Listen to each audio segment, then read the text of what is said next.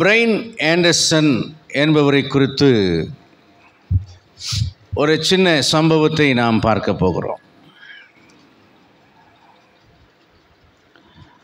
அமெரிக்க தேசத்திலே ரோட்டோரமாக ஒரு பெண்மணி காருக்கு வெளியே நின்று கொண்டிருக்கிறார். என்ன நடந்தது அந்த ராத்திரி வேளையில் என்றால், அவளுடைய கார் பழுதாகிவிட்டது. மாலை மயங்குகிற நேரம், அவள் பயந்து நடுங்கிக் கொண்டிருக்கிறாள். பல பேரை உதவிக்கு அழைக்கிறாள். யாரும் காரை நிறுத்தி அவளுக்கு உதவி செய்யவில்லை. அப்பொழுது ஒரு மனிதர் அவளுடைய நிலைமையை கண்டு காரை நிறுத்திவிட்டு இறங்கி வருகிறார். இந்த பெண்மணிக்கு ஒரு பயம், நாம் தனியாக இருக்கிறதுனால இவர் ஏதாவது செய்து விடுவாரோ என்ற ஒரு பக்கம் பயம். ஆனால் உதவி தேவை. இவளுடைய பயத்தை புரிந்து கொண்ட அந்த மனிதர் சொன்னார் அந்த பெண்ணை பார்த்து, நீங்கள் உள்ளே காருக்குள்ளே அமர்ந்து கதவை பூட்டிக்கொள்ளுங்கள், நான் உங்களுக்கு உதவி செய்கிறேன், உங்கள் கார் வீலை நான் மாற்றித் தருகிறேன், நீங்கள் சுகமாக பயப்படாமல் நீங்கள் பிரயாணம் செய்யலாம் என்று சொல்லிவிட்டு அவர் மிக வேகமாக இந்த பெண்மணியை உள்ளே போய் சொல்லி கதவை சாத்தினதுக்கப்புறம் வேகமாக அந்த கார் டயரை அவர் மாற்றி கொடுத்தார். அவர் எழும்போது அவருடைய கை கால்களெல்லாம் அழுக்கு, அவருடைய சட்டையெல்லாம் அழுக்கடைந்திருந்தது. அவர் வேர்த்துவராக எழுந்து நின்றார். எழுந்து நின்று சொன்னார், அம்மா, உங்கள் காரை நான் சரி செய்து விட்டேன், நீங்கள் பத்திரமாக உங்கள் வீட்டுக்கு செல்லலாம் என்று அவர் சொன்னார். உடனே இந்த பெண்மணி எந்த கைமாறும் கருதாமல், எனக்கு நீங்கள் உதவி செய்திருக்கிறீர்கள், நீங்கள் உதவி செய்யாவிட்டால் இந்த ராத்திரி வேளையில் நான் தனித்துங்க நின்று கொண்டிருந்திருப்பேன், ஆகவே இந்தாருங்கள் என்று சொல்லி $100 பணத்தை எடுத்து அவரிடம் நீட்டினார்.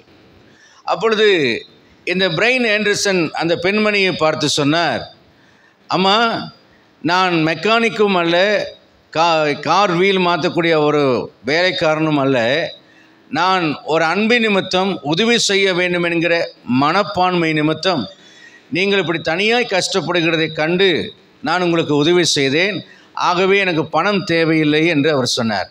மறுபடியும் அந்த பெண்மணி அவரை பார்த்து சொன்னார், நீங்கள் மிகவும் நல்ல மனிதர், ஆகவே பிரதிபலன் பாராமல் நீங்கள் எனக்கு உதவி செய்திருக்கிறீர்கள், கண்டிப்பாக உங்களுக்கு நான் பணம் கொடுத்தே ஆக வேண்டும், இது போதாவிட்டால் இன்னும் நான் தருகிறேன் என்று மற்றும் ஒரு $100 எடுத்து $200 அவரிடத்தில் கொடுத்தார். அப்பொழுது அந்த மனிதர், அம்மா, பணம் எனக்கு வேண்டாம், நீங்கள், என்னுடைய பெயர் பிரைன் ஆண்டர்சன், ஒரே ஒரு காரியத்தை நான் உங்களிடத்தில் கேட்கிறேன், நீங்கள் கண்டிப்பாக உதவி செய்ய வேண்டும் என்று நீங்கள் விரும்பினால், உதவி தேவைப்படுகிற, அவசியமாய் தேவைப்படுகிற யாராவது ஒருவருக்கு நீங்கள் போய் உதவி செய்யுங்கள், அப்பொழுது என்னை நினைத்து நீங்கள் உதவி செய்யுங்கள் என்று சொல்லிவிட்டு அவருடைய மறுமொழிக்கு காத்திராமல் பிரைன் ஆண்டர்சன் அந்த இடத்தை விட்டு போய்விட்டார். இந்த பெண்மணிக்கு மிகவும் களைப்பு, பசி மயக்கம். ஆகவே அவள் பிரயாணம் செய்து கொண்டு போகிற வழியிலே நின்ற ஒரு ஹோட்டலிலே அவள் தன்னுடைய வண்டியை நிறுத்திவிட்டு உள்ளே சாப்பாடு சாப்பிடுவதற்காக அவள் சென்றாள். அப்பொழுது உள்ளே பணிவிடை செய்கிற அந்த சர்வர் செய்கிற பணிவிடை செய்கிற அந்த பெண்மணி வேகமாக ஓடி வந்து அவளுக்கு ஒரு நல்ல டவலை கொடுத்து முகம் துடைக்கும்படி சொன்னாள். அப்படி நல்ல முகம் துடைக்கும் போது தான் கவனித்தால் அந்த பணிவிடை செய்கிற பெண் நிறைமாத கர்ப்பிணியாக இன்றைக்கோ நாளைக்கோ பிரசவத்திற்காக காத்திருக்கிறவளாக இருக்கிறதை கண்டாள்.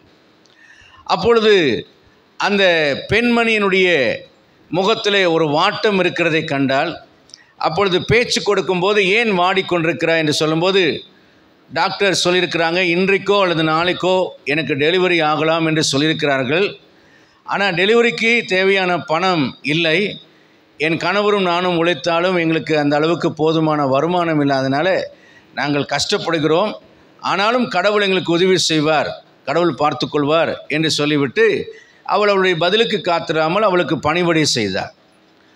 அப்பொழுது இவள் சாப்பிட்டு முடித்த உடனேயே அந்த பில்லை கொண்டு வந்து கொடுத்த பொழுது அவள் உடனே $100 அந்த பில்லுக்காக வைத்தாள். அந்த பில்லை எடுத்துக்கொண்டு அந்த சர்வர் பெண் மீதம் காசை வாங்கிட்டு வர்றதுக்குள்ளே இந்த பெண்மணி அந்த இடத்தை விட்டு போய்விட்டார். ஐயையோ இந்த அம்மா போய்விட்டார்களே, மீத காசு கூட வாங்கவில்லையே, என்ன செய்வது, எப்படி திரும்ப தளிப்பது என்று அவள் யோசித்து கொண்டு விட்டு அவள் கொடுத்த டவலை எடுத்து கொண்டு போய் உள்ளே போடுவதற்காக எடுத்த பொழுது அந்த டவலுக்கு கீழே $400 பணம் இருந்தது. அதில் ஒரு துண்டுச்சீட்டு இருந்தது. இந்த உதவி உன்னுடைய டெலிவரி செலவுக்காக அன்புடன் என்று சொல்லி அங்கே எழுதின ஒரு துண்டுச்சீட்டிலே எழுதி $400 பணம் அங்கே வைக்கப்பட்டிருந்தது. அப்பொழுது வந்த பெண் தனக்கு பணம் அளித்திருக்கிறார் என்று சந்தோஷப்பட்டு கொண்டு இந்த பெண்மணி அந்த பணத்தை எடுத்து கடவுளுக்கு நன்றி சொல்லிவிட்டு தன் வீட்டுக்கு திரும்பினார். அன்றைக்கு ராத்திரி தன் கணவனிடம் மிகவும் சந்தோஷமாக இந்த செய்தியை அவள் சொல்கிறார்.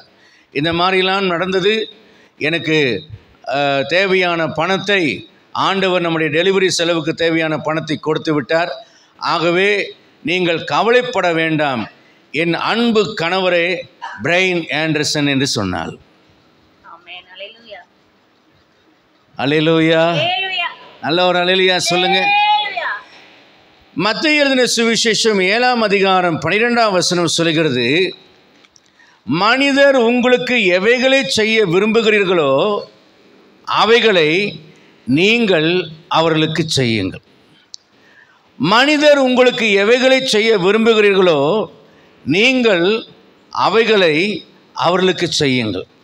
இது ஒரு ராஜரீக பிரமாணமாக நான் கருதுகிறேன்.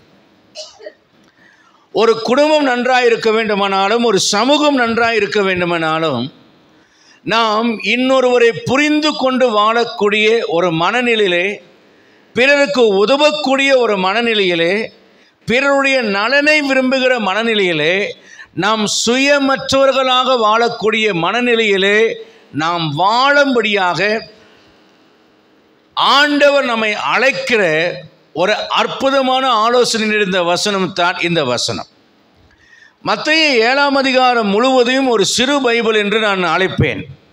அதை தனிப்பட்ட விதத்திலே 1ஆம் வசனத்திலிருந்து கடைசி வரைக்கும் நான் தியானித்த போது பரலோகம் செல்வதற்கு தேவையான அத்தனை அம்சங்களும் அந்த குறிப்பிலே அந்த 7ஆம் அதிகாரத்திலே அடங்கியிருக்கிறதை நான் தியானித்து பார்த்திருக்கிறேன். என அன்பான கர்த்தருடைய பிள்ளைகளே, இந்த அருமையான காலை வேளையிலே இந்த பிரைன் ஆண்டர்சன் செய்த நன்மை அவருக்கே அது எப்படி திரும்பி வந்ததோ அதே போலத்தான் தேவன் நம்முடைய வாழ்க்கையிலே நாம் பிறருக்கு நன்மை செய்ய வேண்டும் என்றும் பிறராலே நமக்கு நன்மை கிடைக்க வேண்டும் என்கிற ஒரு செயின் ஹெல்ப் சிச்சுவேஷனை, அதாவது சங்கிலி தொடர் உதவியை கர்த்தர் இந்த பூமியிலே நமக்கு வைத்திருக்கிறார். இது ஒருவருக்கொருவர் நம்முடைய அன்பை புரிந்து கொள்வதற்காக தேவன் இப்படிப்பட்ட ஒரு வாழ்க்கை முறையை நம்முடைய வாழ்க்கையிலே அமைத்திருக்கிறார். அல்லேலூயா. ஒரு சமயம் என் மனைவிக்கு பெரிய ஆபரேஷன் நடந்த பொழுது என் மனைவியினுடைய வீட்டாரெல்லாம் வந்துட்டு அவங்க வீட்டில் எவனோ திருடன் வந்துட்டானதுனால உடனே எல்லாரும் போய்விட்டார்கள். என் மனைவி சொன்னாங்க, எல்லோரும் போகிறீங்களா, போய்க்குங்க, என் புருஷன் இருக்கார் பார்த்துக்குவார் அப்படின்னு. எல்லோரும் போனதுக்கப்புறம் என் மனைவி என் கையை பிடிச்சிட்டு சொன்னாங்க, ஏனென்றால் அவர்களுக்கு எல்லா இதுவும் நான் தான் செய்யணும், நடக்க முடியாது, டாய்லெட் போக முடியாது, எதுவுமே செய்ய முடியாது. இன்னும் தையலெல்லாம் பிரிக்கலை, 93 தையல்கள் இருக்கிறது, 33 ஸ்டாப்லர் பின் அடித்து வச்சுருக்காங்க வயிற்றில். இந்த எண்டுலேருந்து அந்த எண்டு வரைக்கும் கிழிச்சிருக்கு. உள்ளுக்குள்ளே கிட்டத்தட்ட 290 தையல் நினைக்கிறேன், எவ்வளோ ஞாபகம் என் நினைவு சரியாக இருக்குமானால் அநேகமாக 100க்கும் மேற்பட்ட தையல்கள் உள்ளே போட்டிருந்தார்கள். ஏன்னா 3.5 கிலோ சதையை வெட்டி எடுத்திருந்தார்கள். உயிருக்கு ஆபத்தான ஒரு நிலையில் அந்த ஆப்ரேஷன் நடந்தது. அப்போ என் மனைவி என் கையை பிடித்துட்டு சொன்னாங்க, நான் உங்களுக்கு ரொம்ப தொந்தரவாக இருக்கிறேனா என்று கேட்டார்கள். நான் சொன்னேன், இல்லை, என்னுடைய அன்பை காண்பிக்கும்படியாக தேவன் எனக்கு கொடுத்த ஒரு அருமையான வாய்ப்பு என்று. இன்றைக்கு நான் பலவீனமாக இருக்கிற காலத்தில் என் மனைவி எவ்வளவா என்னை நேசிக்கிறாள், என் பிள்ளைகள் என்னை எவ்வளவா நேசிக்கிறார்கள் என்பதை நான் ருசிக்கிறேன். நான் என் பிள்ளைகளுக்கு ஒரு கொசு கடிக்க விடாமல் ராத்திரியெல்லாம் தூங்கி முழித்து கொசுவை அடிப்பேன். அடிச்சுட்டு தான் குழந்தைகளுக்கு கொசுவை கடிக்கலை, கொசுவை அடிப்பேன். சரியா? ஆமாம், பெருசாக இருந்தால் கடிச்சு கூட வச்சுருவேன். ஏன்னா பிள்ளைங்க மேலே அவ்வளோ பொசசிவ். என் பிள்ளைய ஒரு கொசு கூட கடிக்கக்கூடாது என்பதில் ரொம்ப பொசசிவாக இருந்து விடிய விடிய கொசு அடிப்பேன். என் மனைவி சொல்ல, பேசாமல் படுங்களேன், ஆல் அவுட் இருக்கேன், ஆல் அவுட் போட்டால் குழந்தைக்கு ஆஸ்துமா வந்துடும் அப்படின்னு ஆல் அவுட்டும் போட மாட்டேன். கொசு வலையெல்லாம் கட்டிட்டு அவ்வளவா பார்ப்பேன். எதுக்கு நான் இதை சொல்ல வருகிறேன் என்றால், நாம் எதை செய்கிறோமோ அதுதான் நமக்கு திரும்ப கிடைக்கும். நாம் எதை விதைக்கிறோமோ அதுதான் நமக்கு திரும்ப கிடைக்கும். ஒன்று சொல்லுகிறேன், நீங்கள் ஒன்றை உங்களை குறித்து விளங்க பண்ண வேண்டும் என்று விரும்பினால் நீங்கள் ஒன்று செய்யுங்கள். நீங்கள் தேவனுடைய அன்பினால் நிறைந்தவர்கள் என்கின்றதை நீங்கள் உங்களுடைய வாழ்க்கையை நிரூபிக்க முயற்சி செய்யுங்கள். அல்லேலூயா. நீங்கள் என் தாய் என்றால் என் தாய் தேவ அன்புள்ளவள் என்று சொல்ல வேண்டும். தகப்பன் என்றால் என் தகப்பன் தேவ அன்புள்ளவர் என்று சொல்ல வேண்டும். என் பிள்ளைகள் என்றால் அவர்கள் தேவ அன்புள்ளவர்கள் என்று சொல்ல வேண்டும். அன்பினால் நிரப்பப்பட்ட மக்களாக நீங்கள் மாற வேண்டும். எங்கள் அம்மாவை நினைக்கும் போதெல்லாம் நான் அழுவேன். எங்கள் அம்மாவை பற்றி பாட்டெல்லாம் எழுதி பாடுவேன். ஏன்னா உலகத்தான் பாடுறான், யாரோ பாடுறான். நான் உண்மையாகவே எங்கள் அம்மாவை பற்றி ஒரு பாட்டு பாடினேன். என்னென்னா, தாலாட்டு கேட்கலையே தாயே, உன்னை காணலையே, உன் ஞாபகங்கள் மாறலையே, இந்த பாவி நெஞ்சம் மறக்கலையே, சொந்த பந்தம் எல்லாம் வந்தும் உன்னை மட்டும் காணலையே அப்படின்னு பாட்டு பாடினேன்.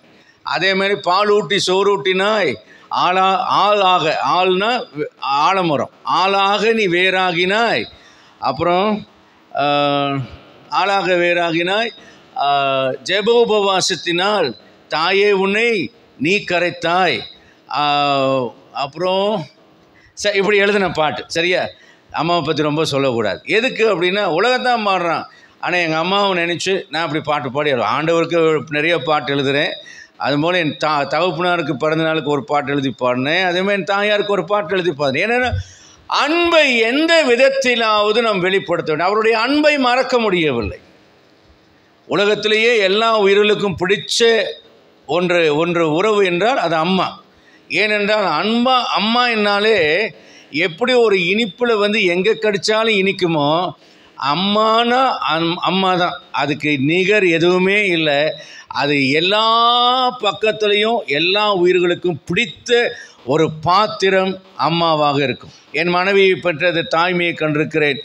என் அம்மாவினிடத்தில் அவருடைய தாய்மையை கண்டிருக்கிறேன். அந்த தாய்மை தான் நம்முடைய ஆண்டவரிடத்தில் இருக்கிறது. அந்த ஆண்களும் அந்த தாய்மை உள்ளவர்களாக இருக்க வேண்டும். நேற்றைக்கு எப்போதும் சனிக்கிழமை எனக்கு தூக்கமே வராது. நேற்றுக்கு கர்த்தருடைய வசனம் கிடைக்கல. 12 மணிக்கு சரியாக 11:53 பூனை கத்தி என்னை எழுப்பி விட்டுருச்சு. எந்திரிச்சுவேன் விடிய வரைக்கும் இப்போ வரைக்கும் நான் தூங்கலை. அப்புறம் ஒரு 1:30 மணி 2 மணி போல் வசனத்தை கர்த்தர் கொடுத்தார். உடனே போய் என் டேபிளில் முன்னாடி நம்மளை உட்காந்து 4 மணி வரைக்கும் கரெக்டாக 3:59 வசனத்தை தியானம் பண்ணி முடித்தேன். உள்ளே வந்தேன். 4 மணிக்கு அலாரம் அடித்தது. ஜெபம் பண்ணலான்னு முழங்கால் படி போட்டு ஜெபம் பண்ணேன். இன்னும் சில வசனங்களை கர்த்தர் ஞாபகப்படுத்தினார். போய் தியானம் பண்ணிகிட்டு இருந்தேன். என் மனைவி கூப்பிட்டாங்க, குளிக்க வாங்க அப்படின்னு சொல்லிட்டு. அதோடு முடிச்சுட்டு மறுபடியும் போய் குளிச்சுட்டு மறுபடியும் ஜெபம் பண்ணி இன்னி வரைக்கும் தூங்கலை. என்ன சொல்ல வருகிறேன் என்றால், தாய்மை என்னை தூங்க விடவில்லை. ஐயோ, ஜனங்களுக்கு கர்த்தருடைய வார்த்தையை தர வேண்டுமே, அந்த பாரம், அந்த தாகம் என்னை தூங்க விடவில்லை. என்ன சொல்ல வருகிறேன் என்பதை புரிந்து கொள்ளுங்கள். நீங்கள் தாய்மையுள்ளவர்களாக இருங்கள், உணர்வுள்ளவர்களாக இருங்கள், அன்பினால் நிறைந்தவர்களாக இருங்கள். ஏனென்றால் உங்களை கொடுத்த தேவனுடைய நோக்கம் ஒன்று உண்டு. தேவனுடைய நோக்கம் என்ன? தேவன் நம்மை உயர்த்துகிறவராக இருக்கிறார். தேவன் நம்மை ஆசீர்வதிக்கிறவராக இருக்கிறார். அதில் எந்த விதமான மாற்று கருத்தும் கிடையாது. ஆனால் இன்றைக்கு நாம் பார்க்க போகிற ஒரு காரியம் என்னவென்றால், தேவன் தரும் உயர்வும் எனது உயர்வில் தேவனின் திட்டம். தேவன் தரும் உயர்வும் அந்த உயர்வில் என்னை குறித்த தேவனின் திட்டம். இதைத்தான் நாம் இன்றைக்கு பார்க்க போகிற ஒரு தலைப்பாக இருக்கிறது.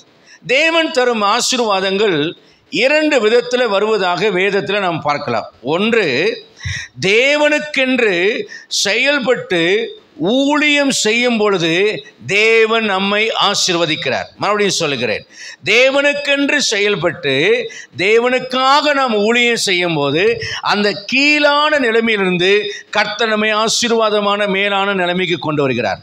இது ஒரு கூட்ட மக்களுக்கு இப்படிப்பட்ட நன்மைகளை செய்கிறார். இன்னொரு கூட்ட மக்களுக்கு என்ன செய்கிறார் என்றால், தேவன் அவர்கள் ஊழியம் செய்யாமலேயே, தேவனை அவர்கள் சேவிக்காமலேயே, அல்லது தேவன் அவர்கள் கர்த்தருக்காக அவர்கள் வேலை செய்வதற்காக முதலில் கர்த்தர் அவர்களை ஆசீர்வதித்து விடுகிறார். ஆசீர்வதித்து விட்டு உன்னுடைய ஆசீர்வாதத்திலிருந்து நீ எனக்கு தொண்டு செய், நீ எனக்கு சேவை செய், நீ எனக்கு ஊழியம் செய், நீ நான் சொல்லுகிறதை செய் என்று சொல்லி கர்த்தர் அவர்களை வழி நடத்துகிறார். இந்த இரண்டு பிரிவில் ஏதாகிலும் ஒரு பிரிவில் நாம் உள்ளவர்களாக இருக்கலாம். முதலாவது பிரிவாக ஒருவேளை நாம் தாழ்மையிலே அல்லது கீழான நிலைமையில இருக்கும் பொழுது தேவன் நமக்கு தன்னை வெளிப்படுத்தின பொழுது அவருடைய வார்த்தைகளுக்கு கீழ்ப்படிந்து அவரை சேவித்து அவரை செயல்பட்டு அவருக்கு நாம் ஊழியம் செய்கிறதுனால அல்லது அவருக்கு கீழ்ப்படுகிறதுனாலே நாம் ஆசீர்வதிக்கப்பட்ட ஒரு நிலைமைக்கு நாம் கடந்து வரலாம். அல்லது நாம் எந்த விதமான கிரியத்தையும் செலுத்தாமல் இருக்கும் போதே தேவன் நம்மை திடீரென்று ஆசீர்வதித்து விட்டு நாம் ஆசீர்வாதம் வந்ததுக்கு பிறகு நீ எனக்காக இவ்வனமாக செயல்பட வேண்டும் என்று கர்த்தர் நம்மை அழைக்கலாம். அல்லேலூயா, அல்லேலூயா. ஆகவே ஏழ்மையான நிலைமையிலேயோ தாழ்மையான நிலைமையிலோ இருக்கிறவர்கள் எப்பொழுது எனக்கு ஆசீர்வாதம் வரும் என்று நீங்கள் கேட்பீர்களானால் உங்கள் கீழ்ப்படுதல் எப்பொழுது பூர்ணமடைகிறதோ அப்பொழுது தேவன் உங்களை உயர்த்த வல்லவராக இருக்கிறார். அல்லேலூயா. ஒருவேளை ஆசீர்வதிக்கப்பட்டவர்களை பார்த்து நான் உங்களுக்கு சொல்லுகிறேன், நான் எந்த கிரியும் செலுத்தவில்லை, எந்த ஜபமும் பண்ணவில்லை, பெருசா ஒன்றும் நான் ஆவிக்குரிய வாழ்க்கையில் அழட்டிக் கொள்ளவில்லை, ஆனால் நான் வசதியாக இருக்கிறேன், நான் ஆசீர்வாதமாக இருக்கிறேன் என்று நீங்கள் சொல்வீர்களானால் அந்த ஆசீர்வாதத்தை தேவன் சும்மா தரவில்லை. அந்த ஆசீர்வாதத்துக்கு பின்னால் ஒரு திட்டத்தை கர்த்தர் வைத்திருக்கிறார். அந்த ஆசீர்வாதத்தை கொண்டு தேவனுக்காக நீங்கள் செயல்பட வேண்டும் என்கிற ஒரு மகத்துவமான ஒரு திட்டத்தை கர்த்தர் வைத்து உங்களை செயல்படும்படி கர்த்தர் விரும்புகிறார். அல்லேலூயா. நீங்கள் முதலாவது நீங்கள் பார்ப்பீர்களானால் யாத்திராகமம் 1ஆம் அதிகாரம் 17ஆம் வசனத்திலேயும் 20ஆம் வசனத்திலேயும் 21ஆம் வசனத்திலேயும் நாம் பார்க்கும்போது மருத்துவச்சிகள் தேவனுக்கு பயந்ததினால் இஸ்ரவேலரின் பிள்ளைகளாகிய ஆண் குழந்தைகளை அவர்கள் கொல்லாமல் உயிரோடு தப்பித்து விட்டார்கள். ராஜாவின் கட்டளைக்கு பயப்படவில்லை. 21ஆம் வசனத்தில் நாம் பார்க்கும் போது பார்வோன் கேட்கிறான். அப்பொழுது அவர்கள் மருத்துவச்சிகள் ஒரு ஸ்மார்ட்டான பதில் சொல்லி எபிரேயர் பெண்கள் பலசாலிகள் நாங்கள் போகிறதுக்குள்ளேயே அவங்க குழந்தைகள்லாம் பெற்று எடுத்துடுறாங்கன்னு சொல்லிட்டு அவங்க சொல்லி அவங்களுடைய நிலைப்பாட்டில் அவர்கள் உறுதியாக இருக்கிறார்கள். அப்பொழுது அந்த 20ஆம் வசனம் சொல்லுகிறது, அப்பொழுது மருத்துவச்சிகள் தேவனுக்கு பயந்ததினால் அவருடைய குடும்பங்கள் தழைக்கும்படி கர்த்தர் செய்தார். ஆமென். இவர்கள் ஊழியம் செய்ததினாலே இவருடைய குடும்பத்தை கர்த்தர் ஆசீர்வதிக்கிறார். அல்லேலூயா. இவருடைய குடும்பத்தை ஆசீர்வதித்ததினாலே இவர்கள் ஊழியம் செய்யவில்லை, இவர்கள் கர்த்தருக்கென்று முதலாவதாக ஊழியம் செய்ததினாலே கர்த்தர் அவர்களை ஆசீர்வதிக்கிறார். ஆகவே கர்த்தரை நீ ஆசீர்வதிக்கவில்லை, ஆசீர்வதித்தால் நான் இதை செய்வேன், ஆசீர்வதிக்கப்படும் போதுதான் இதை செய்வேன் என்று நீங்கள் ஆண்டவரிடத்தில் பேரம் பேச வேண்டாம். உங்களுக்கு ஆலோசனையாக கர்த்தருடைய வார்த்தையை சொல்கிறேன். நீங்கள் தேவனுக்கு தொண்டு செய்வதிலே ஊழியம் செய்வதிலே முதலாவதாக உங்களை அர்ப்பணம் செய்யுங்கள். உங்கள் ஊழியத்துக்கு ஏற்ற கிரயம் பலன் சம்பளத்தை என் ஆண்டவர் கொடுப்பார். மருத்துவச்சிகளுடைய குடும்பங்கள் தழைக்கும்படி செய்தது போல உங்கள் சந்ததிகளை கர்த்தர் தழைக்கும்படி செய்வார். அல்லேலூயா. இரண்டாவதாக நம்ம பார்க்கிறோம் லேவியராகமம் 25ஆம் அதிகாரம் 55வது வாக்கியத்தை நம்ம படிக்கிறோம். லேவியராகமம் 25வது அதிகாரம் 55ஆம் வசனம். அந்த வசனத்தில் என்ன சொல்கிறது? இஸ்ரவேல் புத்திரர் என் ஊழியக்காரர், அவர்கள் நான் எகிப்து தேசத்திலிருந்து புறப்படின என் ஊழியக்காரரே, நான் உங்கள் தேவனாகிய கர்த்தர். நீங்கள் யோசிக்கலாம், பாஸ்டர் ஊழியம் செய்யணும் சேவை செய்யணும் என்று பேசுகிறாரே, அப்போ பாஸ்டர் போல நான் ஒரு சபையை நடத்த வேண்டுமா, சுவிசேஷகனாய் மாற வேண்டுமா என்றால் இங்கே கர்த்தர் அப்படி சொல்லவில்லை. உங்களுடைய குடும்ப வாழ்க்கையிலே தேவனுடைய வேதத்தை கை கொண்டு வாழ்கிற வாழ்க்கையைத்தான் கர்த்தர் ஊழியமாக பார்க்கிறார். அல்லேலூயா. நீங்கள் ஒரு குடும்ப பெண்ணாக இருப்பீர்களானால், உங்கள் குடும்பத்தை தேவனுக்கு பயந்து சரியாய் நடத்துவீர்களானால் அது கர்த்தருக்கு செய்கிற ஒரு ஊழியம். நீங்கள் ஒரு குடும்பத்தின் தலைவனாக இருப்பீர்களானால், கர்த்தருக்கு பயந்த மனுஷனாக உங்கள் குடும்பத்தை நீங்கள் சரியாய் நடத்துவீர்களானால் கர்த்தர் அதை ஊழியமாக பார்க்கிறார். இந்த இஸ்ரவேல் புத்திரர் தேவனுக்காக ஒன்றும் அவர்கள் ஊழியம் செய்யவில்லை, ஆனால் கர்த்தர் அவரை தன்னுடைய ஊழியக்காரராக பார்க்கிறார். ஏனென்றால் கர்த்தர் சொன்ன வார்த்தைக்கு கீழ்ப்படிந்து எகிப்து தேசத்துக்கு வந்து 430 வருஷ காலங்கள் எகிப்தை விட்டு போகாமல் அந்த எகிப்து தேசத்திலே கர்த்தர் சொல்லுகிற காலம் வரைக்கும் அவர் கீழ்ப்படிதல் உள்ளவர்களாக அடிமையாக்கப்பட்டிருந்தாலும், கொடுமையாக வேலை வாங்கப்பட்டாலும், உரிமைகள் மறுக்கப்பட்டிருந்தாலும், ஆசீர்வாதம் கிடையாமற் போனாலும், சம்பளம் கிடையாமற் போனாலும் அவர் கீழ்ப்படிதல் உள்ளவர்களாக எகிப்துக்கு வந்தவர்கள் கர்த்தர் சொல்லுகிற வரைக்கும் எகிப்து தேசத்தில் தங்கியிருக்கிறார்கள். அல்லேலூயா. ஆகவே கர்த்தர் சொல்கிறார், அவர்கள் என்னுடைய ஊழியக்காரர். இதனுடைய பலன் என்ன? 430 வருஷம் அவருக்கு சரியான சம்பளம் கொடுக்கப்படவில்லை. புறப்பட்டு செல்லும் போது மோசே கிட்ட சொல்லுகிறார், ஏத்திரிடத்தில் பொன்னுடைமைகளையும் வெள்ளி உடைமைகளையும் வஸ்திரங்களையும் கேளுங்கள் என்று சொல்கிறார். அதே போல கேட்டபோது கேட்டதையெல்லாம் எகிப்தியர்கள் கொடுத்தார்கள். இப்படி எகிப்தியரை கொள்ளையிட்டார்கள். எதுக்கு கொள்ளையிட்டாங்க? 430 வருஷம் உழைப்ப அந்த எகிப்தியன் சுரண்டி வச்சிருக்கானே. எத்தனை தலைமுறை ஆனாலும் தேவ ஜனத்தினுடைய வேர்வைக்குரிய பலனை கொடுக்கிறவர் நம்முடைய ஆண்டவர். அல்லேலூயா, அல்லேலூயா. ஆபிரகாமை குறித்து பார்க்கிறோம். ஆதியாகமம் 2ஆம் அதிகாரம் 7ஆம் வசனத்தில் ஆபிரகாமை அபிமெலேக்கு கிட்ட கர்த்தர் சொல்லுகிறார், அவன் ஒரு தீர்க்கதரிசி என்று கர்த்தர் அவனை இன்ட்ரோடியூஸ் பண்றதை பார்க்கிறோம். அதே போல ஆதியாகமம் 26ஆம் அதிகாரம் 24ஆம் வசனத்தில் சொல்கிறார், ஈசாக்கின் இடத்துல என் ஊழியக்காரனாகிய ஆபிரகாமின் நிமித்தம் என்று சொல்கிறது பார்க்கிறோம். ஆபிரகாம் என்ன ஒரு ஆசாரியனாக ஊழியம் செய்தாரா, இல்லை ஒரு மேய்ப்பனாக ஊழியம் செய்தாரா? அவர் செய்த ஊழியம் என்ன? உன் இனத்தையும் உன் ஜனத்தையும் உன் தேசத்தையும் விட்டு நான் காண்பிக்கும் தேசத்துக்கு போ என்று சொன்னபோது கீழ்ப்படுதலோடு கர்த்தர் காண்பித்த தேசத்துக்கு வந்தார். அந்த தேசத்திலே பஞ்சம் இருந்தது. ஆனால் அவர் பின்வாங்கி போகவில்லை, பின் திரும்பி போகவில்லை. கர்த்தர் சொன்ன வார்த்தைக்கு கீழ்ப்படுதல் உள்ளவராயிருந்தார். என் அன்புக்குரிய அருமையான கர்த்தருடைய பிள்ளைகளே, நம்மிடத்தில் கர்த்தரை எதிர்பார்ப்பது பெரிய வெள்ளியும் பொன்னையும் அல்ல, அவருடைய வார்த்தைக்கு நாம் கீழ்ப்படுகிறோமா என்பதை கர்த்தர் பார்க்கிறார். அல்லேலூயா, அல்லேலூயா. தேவனுக்காக கீழ்ப்படுகிற உங்களை அவர் ஊழியக்காரராக பார்க்கிறார். அல்லேலூயா, அல்லேலூயா. ஆபிரகாம், ஈசாக்கு, யாக்கோபு ஆக 12 கோத்திர பிதாக்கள், அந்த 430 வருஷம் இருந்த அந்த மக்களுடைய, இஸ்ரவேல் மக்களுடைய எல்லா பிரயாசத்தையும் பார்த்த தேவன். இந்த கீழ்ப்படுதலுக்கான பலன் என்ன?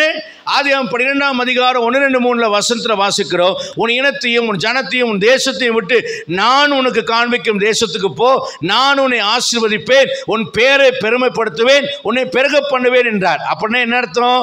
அவர் ஆசீர்வாதமா இல்லைன்னு அர்த்தம். ஆசீர்வதிப்பேன் என்ன அர்த்தம்? ஆசீர்வாதம் அவரிடத்தில் இல்லை என்று அர்த்தம்.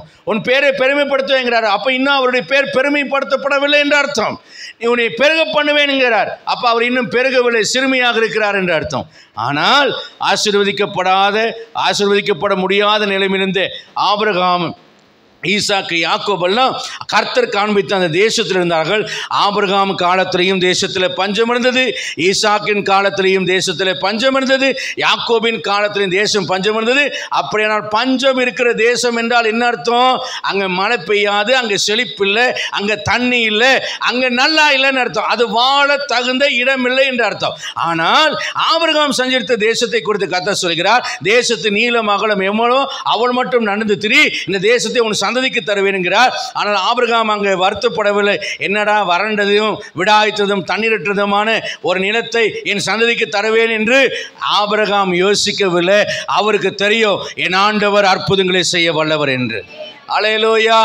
செத்து போன சரீரத்தை உயிர்ப்பிக்க அவரால் கூடுமானால் செத்து போன இந்த பூமியை உயிர்ப்பிக்க அவரால் கூடியும் என்று 430 வருஷ காலம் ஆண்டவர் ஒரு டைமை குறிக்கிறார். அந்த டைமுக்கு என்ன காரணம்? இந்த தேசத்தின் குடிகளுடைய பொல்லாப்பு நிறைவடைய வேண்டும். அதே சமயத்தில் அந்த 430 வருஷம் என் ஜனங்கள் அங்கே பக்குவப்பட்டு என் ஊழியத்துக்கு கீழ்ப்படிந்து அந்த காலகட்டம் நிறைவேற வேண்டும் என்று வைக்கிறார். 430 வருஷம் ஆகும்போது இந்த ஆபிரகாம், ஈசாக்கு, யாக்கோபு பஞ்சத்தினால் அனுபவித்த அந்த வறண்ட தேசம் இப்பொழுது பாலும் தேனும் ஓடுகிற தேசமாக கர்த்தர் மறுரூபப்படுத்தி ஆசீர்வதிக்கிறார். அல்லேலூயா.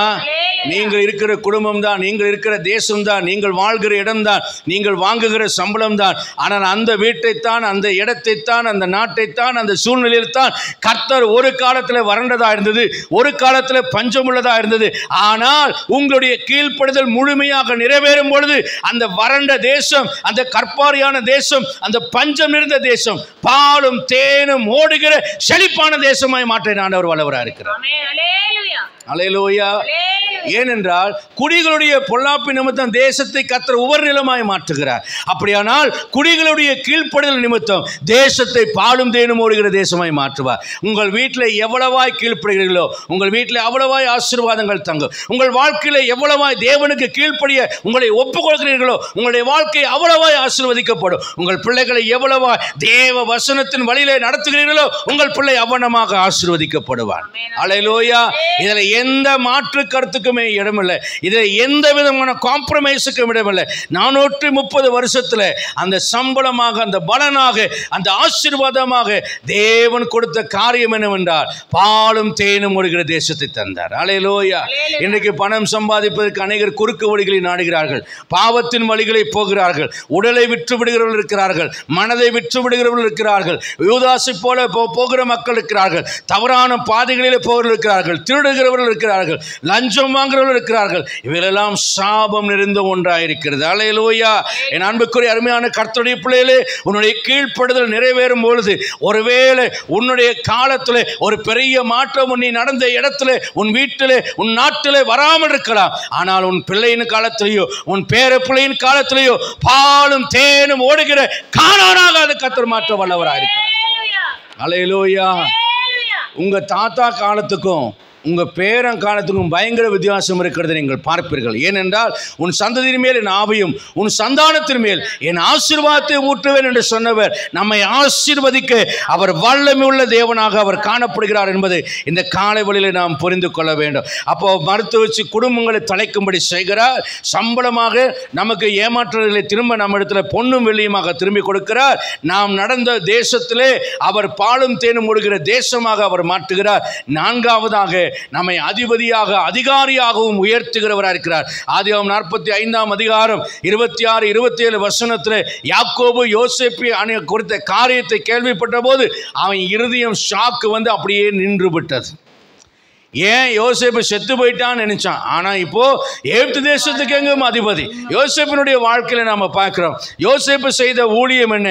அவன் அடிமையாய் எகிப்து தேசத்துக்குள்ளே போன போதும் அவன் கர்த்தருக்கு பயந்தவனாய், தேவனுக்கு கீழ்ப்படுகிறவனாய் அவன் காணப்பட்டான். ஒவ்வொரு சூழ்நிலையிலையும் தேவன் என்னை பார்க்கிறார். நான் தேவனுக்கு விரோதமாய் வாழ்வது எப்படி? தேவனுக்கு கீழ்ப்படியாமல் இருப்பது எப்படி? என் முதலாளிக்கு துரோகம் செய்வது எப்படி? தேவன் பார்க்க அவருக்கு முன்பாக நான் பாவம் செய்வது எப்படி என்று சொல்லி அவன் தேவனுக்கு விரோதமான காரியங்களுக்கு தன்னை விளக்கமாய் பாதுகாத்துக் கொண்டான். கர்த்தர் அதை அவருக்கு செய்கிற ஊழியமாக பார்த்தால் அதனுடைய விளைவு அவன் எவ்வளவாய் கீழே தள்ளப்பட்டவனாக, அடிமையாகவும் சிறை கைதியாகவும் ஆக்கப்பட்டானோ அவ்வளவாய் அவனை அதிபதியாக, ஆளுகிறவனாக, இரட்சகனாய் கர்த்தர் மாற்றினார். அல்லேலூயா. பாருங்க, சாத்தான் உங்களை எவ்வளவாய் தாழ்த்துவானோ நீங்கள் சந்தோஷப்பட வேண்டும். தேவன் அவ்வளவாய் உங்களை உயர்த்த போகிறார். அல்லேலூயா. அல்லேலூயா.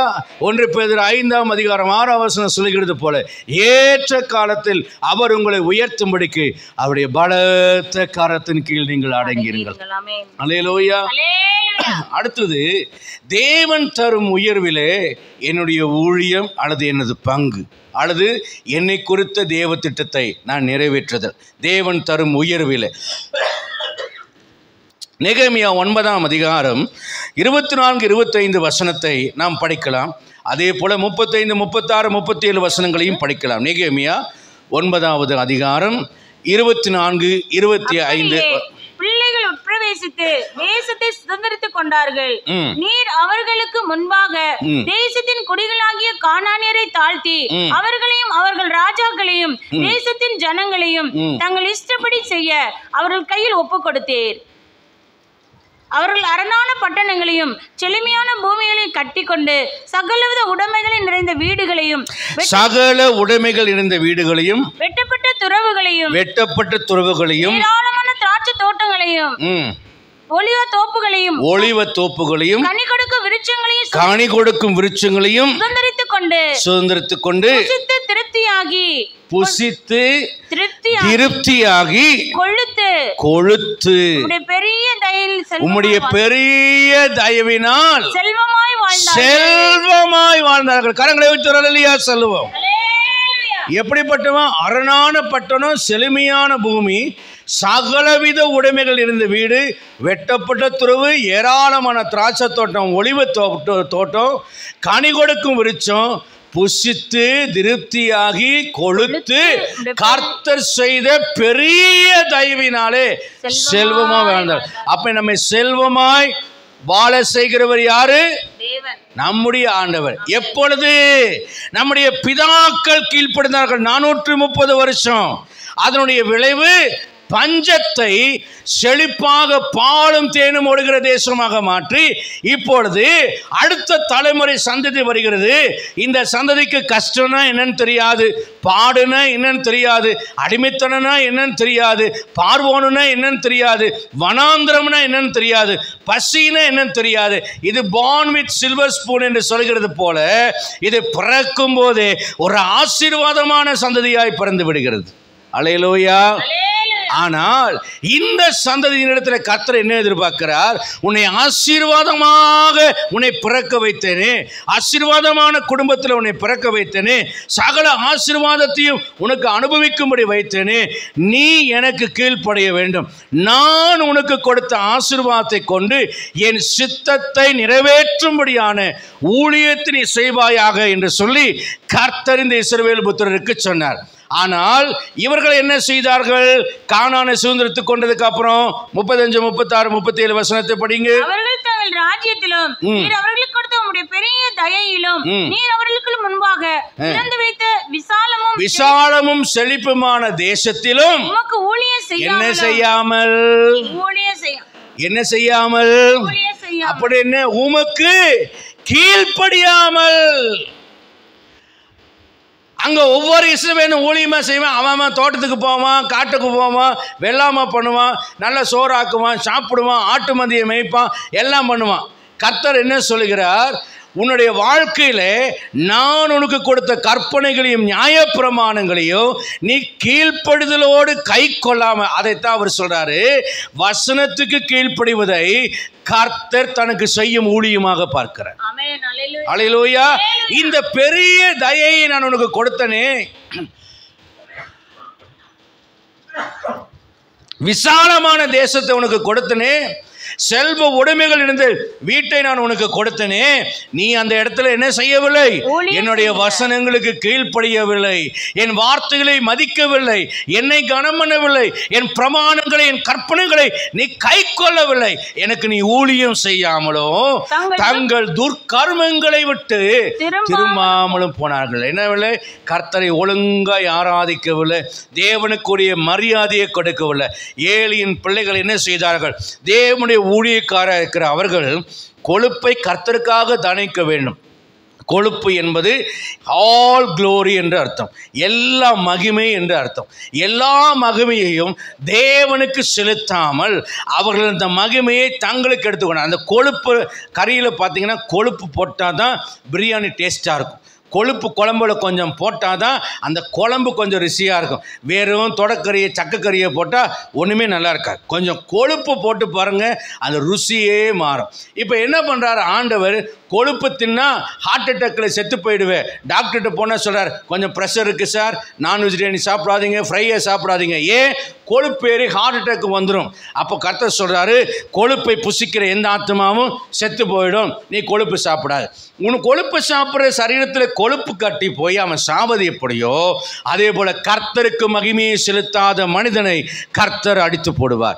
ஏரோது தேவனுக்கு மகிமையை செலுத்தாதனாலே கர்த்தர் அவனை அடித்தார், தேவதூதன் அவனை அடித்தான், அவன் புழு புழுத்து செத்தான் என்று வேதம் சொல்லுகிறது. அப்படியானால் கர்த்தருக்கே உரிய மகிமையை செலுத்தாமல் அந்த மகிமையை எவனொருவன் தன்னெடுக்கிறான். டேய், நான் எவ்வளோ பெரிய பணக்காரன் தெரியுமா, நான் எவ்வளோ பெரிய ஆள் தெரியுமா, நான் வச்சுக்கிற கார் பென்ஸ் தெரியுமா, நான் ஆடி காரில் வரேன் தெரியுமா, நான் கோடீஸ்வரன் தெரியுமா, நான் பரம்பரை பணக்காரன் தெரியுமா, நான் பண்ணக்காரன் தெரியுமா, ஜமீன்தார் தெரியுமா, இவைகளெல்லாம் எவன் ஒரு சொல்கிறானோ அவன் கர்த்தரை அவமதிக்கிறார். நேபுகாத்நேச்சார் நான் கட்டின மகா பாபிலோன் அல்லவா என்று அந்த மகிமையை தனக்கு குறித்தாக மாற்றின பொழுது கர்த்தர் அவனை மாட்டை போல புல்லை மேய்க்கும்படியாக அவனை தாழ்த்தி போட்டார் என்று பார்க்கிறோம். என் அன்புக்குரிய அருமையான கர்த்தருடைய பிள்ளைகளே, இளைய குமாரன் தகப்பனுடைய அந்த பிரமாணத்தை மீறும்படியாக, தகப்பனுக்கு கீழ்ப்படுதலை விட்டு விலகும்படியாக தகப்பனுடைய அதிகாரத்தை விட்டு தன் சுய இஷ்டத்தின்படி போன போது பன்றியின் தவிட்ட தின்கிற அளவிற்கு அவன் தாழ்த்தப்பட்டு போனான். அப்படியானால்